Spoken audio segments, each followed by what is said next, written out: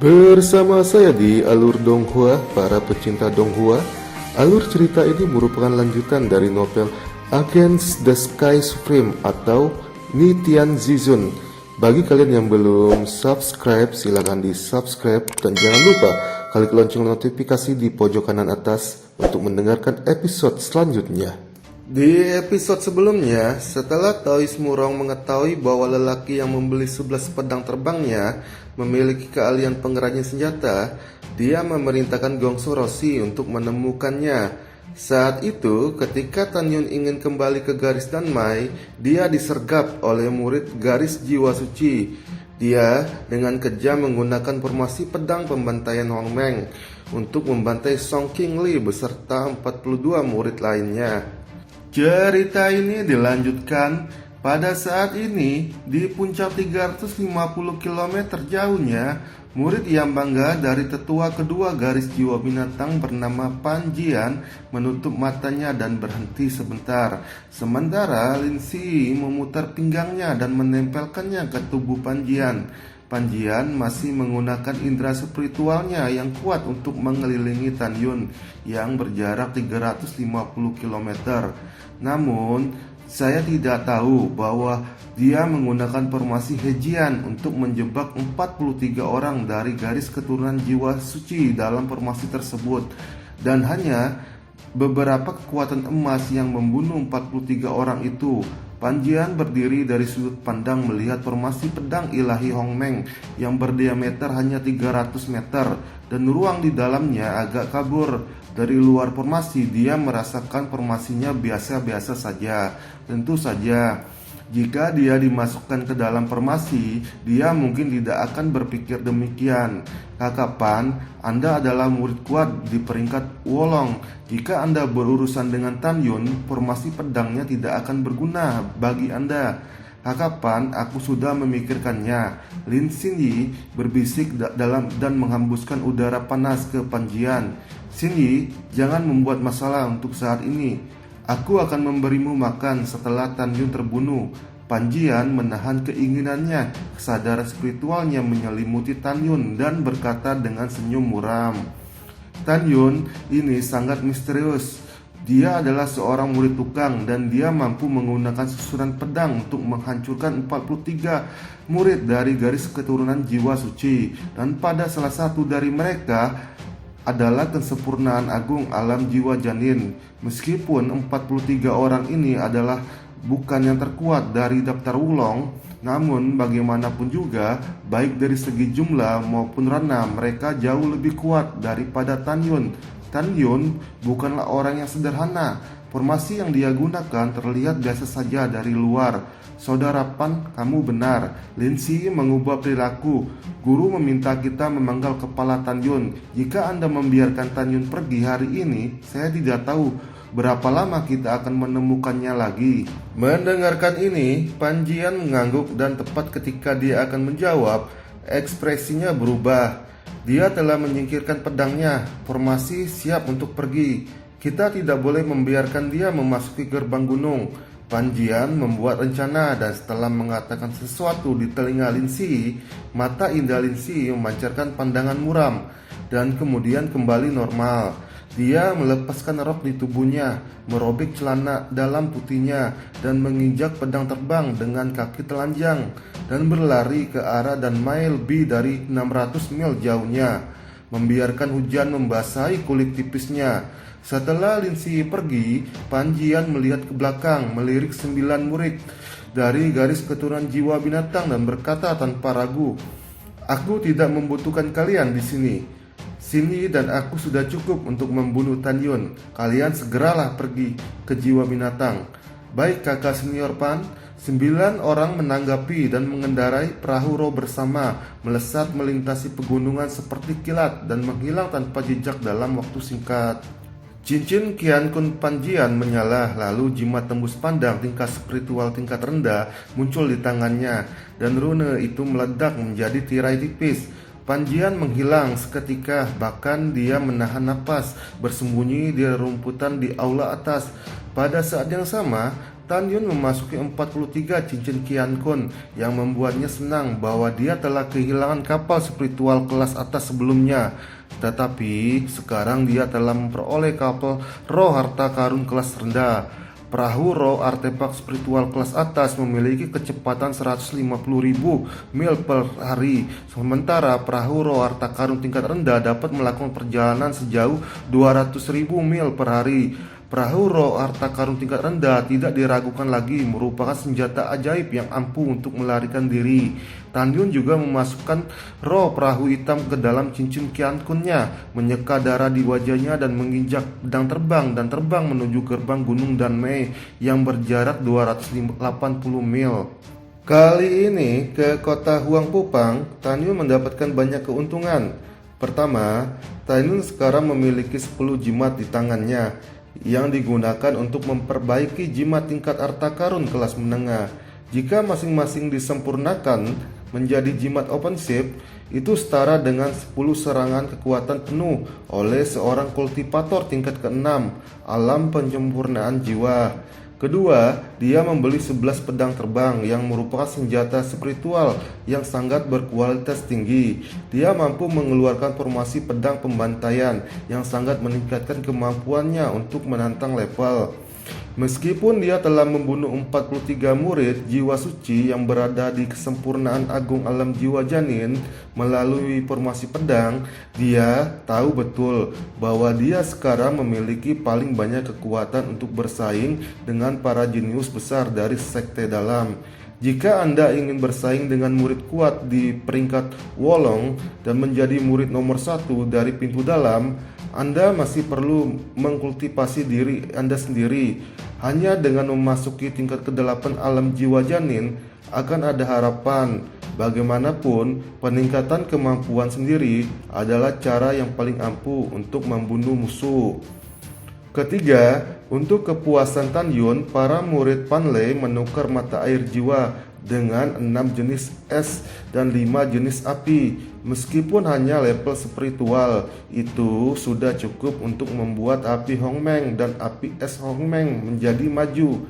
Jika tubuh Tan Yun kuat dan tangguh, maka nyala Hongmeng dan nyala es Hongmengnya akan menjadi lembut. Hanya ketika Anda menggabungkan kekuatan dan fleksibilitas dan menghadapi musuh, Anda dapat mencapai puncak tantangan lompatan. Selain itu, sangat disayangkan bagi Tan Yun bahwa tidak ada pedang terbang dengan 11 atribut lain selain atribut kuno dan binatang. Untungnya, Tan Yun sekarang memiliki banyak batu roh di tubuhnya. Jadi, dia bisa pergi ke 2 rumah lelang besar di kota Huang Pupang dalam 26 hari untuk melihat apakah ada lelang bahan pemurnian. Jika ada, Tan Yun bertekad untuk melelangnya, memurnikan harta karun dengan 11 atribut dan mengumpulkan pedang.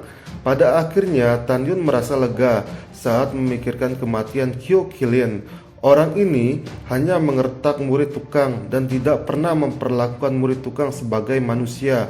Dia pantas dibunuh. Selain itu, ayahnya yang bernama Qiu Yongming telah lama ingin membunuh Tan Yun untuk membalaskan dendam atas kematian Panatua penegak hukum pintu luar.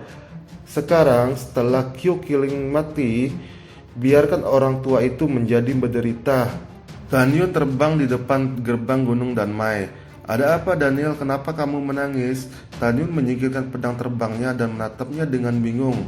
Berjongkok di tangga batu gerbang gunung, Daniel yang menangis tiba-tiba mengangkat kepalanya, menatap Tan Yun dengan air mata di matanya. Kakak Tan, dia Kensen akan dieksekusi dalam 5 jam.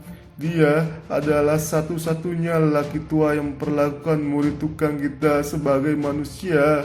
Jika dia mati, bagaimana kita akan hidup di perkebunan obat? Mata Tan Yun cemas. Mengapa menangis? Katakan sekarang, apa yang terjadi? Daniel berhenti menangis dan berkata dengan sedih, Kakak Tan, kepala Panatua Pil Dalam memberi dia Kensen 5 ramuan tingkat 8 untuk meremajakan rumput giok kebangkitan dan meminta Didaken Sen memeliharanya dengan hati-hati. Jadi, Diaken Sen menyerahkan rumput giok kebangkitan kepada Zoron yang memiliki pencapaian tertinggi dalam mengolah eliksir di kebun obat kita.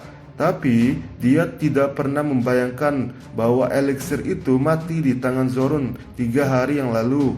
Zoron telah berada di sini sepanjang waktu. Dia adalah orang yang paling jujur dan baik di antara semua murid di perkebunan obat kita. Tapi apa? Hati Tan Yun tenggelam dan firasat buruk muncul secara spontan. Zoron dieksekusi 3 hari yang lalu, teriak Daniel. Mendengarkan ini, gelombang kesedihan menggerogoti hati Tan Yun. Ujung hidungnya masam dan matanya sedikit basah. Adegan kematian Zoron muncul di benak Tan Yun. Ketika dia pertama kali tiba di perkebunan obat Lingsan, Zoron yang kurus adalah orang yang pertama yang berdiri dan mengatakan pada dirinya sendiri apa yang harus dilakukan setelah memasuki perkebunan obat Lingsan. Memikirkan hal ini, mata Tan Yun menjadi semakin basah. Dia ingat bahwa beberapa hari yang lalu, ketika dia meninggalkan perkebunan obat Lingsan, dia bertemu dengannya. Zoron dengan sungguh-sungguh menjaga rumput giok kebangkitan. Tan Yun mengepalkan tinjunya perlahan, dan saat dia berbicara dengan suara yang dalam, air mata menetes dari matanya.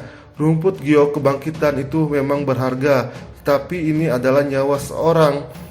Saudara Tan, hal semacam ini, jika kamu mengatakan itu, jangan katakan lagi. Jika kamu mendengarnya, kamu akan terbunuh. Daniel menyeka air matanya dan buru-buru berkata, kehidupan murid-murid kita di perkebunan obat Lingsan tidak berharga di mata orang luar. Tan Yun menarik napas dalam-dalam dan berkata, siapa yang mengeksekusi Zoron? Di mana dia dimakamkan? Digantung di gunung oleh Panatua ke-12. Kita tidak diizinkan untuk masuk. Lou, Tan Yun mengepalkan tinjunya. Ketika dia memiliki pertempuran yang menentukan dengan Lizian dan membunuhnya, Lou pergi ke Diaken Sen untuk membunuh Tan Yun. Bajingan ini bermarga Lu, cepat atau lambat, aku, Tan Yun, akan membiarkanmu berjemur di hutan belantara setelah kamu mati. Suara Tan Yun rendah dengan mata yang sangat dingin. Daniel tiba-tiba memikirkan sesuatu dan tubuhnya tiba-tiba menggigil. Kakak Tan, hanya 4 jam setelah kamu meninggalkan gerbang gunung 8 hari yang lalu, Li Zikuan meninggal di pegunungan. Sebelum dia meninggal, dia menulis kata-kata dengan darah bahwa dia dibunuh olehmu. Daniel memandang Tan Yun dan berbisik, Kakak Tan, apakah kamu membunuh Li Zikuan? Kamu harus bersembunyi untuk saat ini, jangan kembali ke Danmai untuk saat ini. Mendengarkan ini, ledakan kemarahan terbakar dari dada Tan Yun. Aku tidak membunuh Li Zikuan sama sekali. Seseorang sengaja mengkambing hitamkan saya. Pada saat ini, otak Tan Yun berlari cepat.